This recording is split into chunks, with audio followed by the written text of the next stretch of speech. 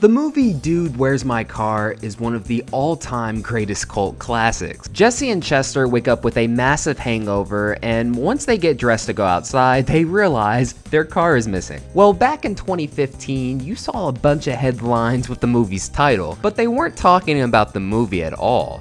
It was about an incident that happened with one Cup Series team's car.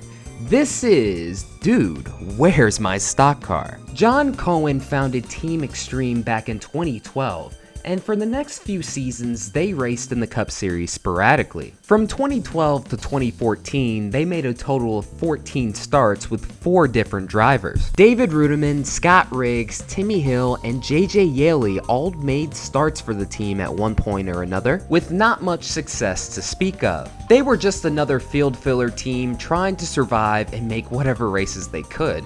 Entering the 2015 season, the plans for the team were to remain the same, racing sporadically throughout the season with multiple drivers. The first race of 2015 featured Reed Sorensen. He was bringing over sponsorship from Golden Corral and was trying to make that season's Daytona 500. What ended up happening in qualifying led to one of the greatest rants in NASCAR history. First of all, I was behind the 44. He come flying around, come up on the apron, jumps in front of me, then runs over the 51, stacks us all up, and I run into him. It's idiotic to be out here doing this anyway. There's no sense in being able to trying to put on some cute show for whatever the hell this is. Then you got a guy out there in desperation doing this crap like this. I mean, it's just, there's no reason to be out here. These guys have spent 6 months working on these cars, busting their ass on these cars to go out there and have some guy out of desperation do that crap. But it ain't his fault. It's not. It's NASCAR's fault for putting us out here in the middle of this crap for nothing. There's absolutely, we used to come down here and worry about who's going to sit on the front row in the pole for the biggest race of the year. Now all we do is come down here and worry about how a starting park like this out of desperation is going to knock us out of the Daytona 500. We've been in meetings for 45 minutes just trying to figure out what in the hell everybody's going to do just so we can make the race. It's stupid. There's no sense in doing this. Despite the qualifying fiasco, they were able to lock themselves into the Great American Race in the dual races, and Reed Sorensen ended up getting the team's first ever lead lap finish with a 14th place run. This would unfortunately be the peak of Team Extreme. After just having their best race in team history, Travis Quaffle was scheduled to race for them at Atlanta. The team had sent the transporter out to the track early because there was going to be a huge snowstorm in Charlotte. This gave the team extra time to prepare the car, and by Thursday, it was loaded onto a little white trailer and ready to be transported. I'll let Travis Quaffle tell you the rest. Give the team another day, all day Thursday, to finish up work on the car, and then drive it down separately in a Ford dually in a white little enclosed trailer, along with all the guys Thursday night. And that's what they did. They worked on the car all day Thursday, got it finished up, loaded it up in the little trailer, drove down to the hotel last night. They arrived about 11:30.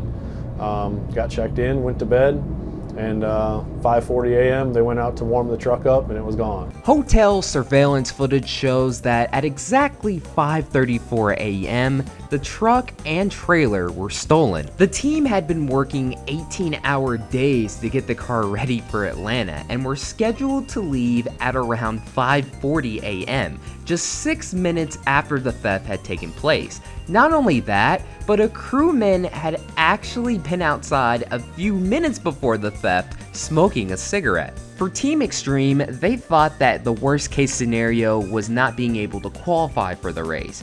Instead, a whole stock car totaling to damn near $300,000, along with an engine and a bunch of spare parts totaling to nearly $100,000, had all vanished just like that. The reactions in the garage area and social media were that of stunned crew members and fans. And of course, when this story hit the news, there were those "Dude, Where's My Car" movie references. But in all seriousness, this was devastating for a small team like this. They didn't have a backup car, so they had no choice but to withdraw from the race entirely. But just like in the movie, the car would be found eventually.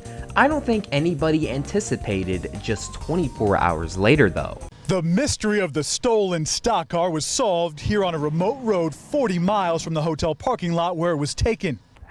Just seen it sitting on the side of the road, and I said, that has to be that NASCAR. Philip Whitmer had to turn around, come back, and put his headlights on it, then snap this pic. I just walked up to it and peeked in. I didn't touch the car. Nothing. He then called Gwinnett County Police. Investigators searched the car that seemed to be intact and not taken for a joyride. There wasn't any indication that the vehicle had been driven. There's no way. There's no way that that's that car. That's what was going through my head over and over again. It's not every day you see a brightly painted $250,000 race car sitting on the side of the road. The number 44 Team Extreme Racing car was supposed to run at this weekend's Sprint Cup Series race in Atlanta. This is the team's owner picking it up, and the car is now on its way back to the shop in North Carolina. Whitmer says the front air dam had damage and straps still attached from where the thieves just dumped it onto the grass. And then there was ramps right in front of it where they had pushed it off. The ramps were still here too? Yep, the wooden ramps. But no trailer? No trailer.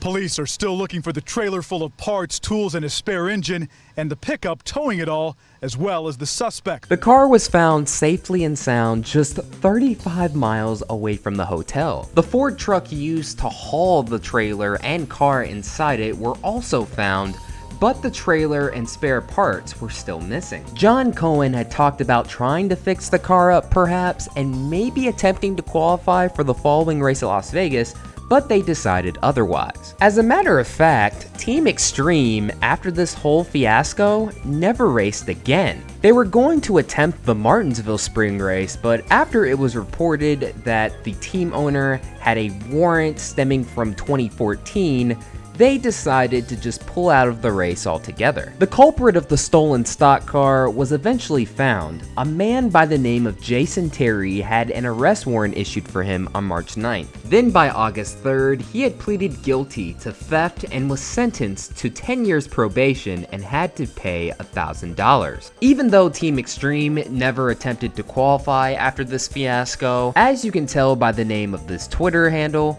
they actually went on to become NY Racing, making their first start in 2018 and 5 more in 2022 with Greg Biffle. So yeah, if you didn't know the origins of NY Racing, they used to be Team Extreme. Even in Greg Biffle's 5 starts in 2022, he still couldn't top the best finish of 14th from the 2015 Daytona 500. That is still the best finish in team history. In the grand scheme of things, this team should be absolutely forgettable. Just another field filler cup team that had came and went. But instead, this small team would go on to live in NASCAR infamy for having their dude, where's my stock car moment. And once again, that'll do it for another video.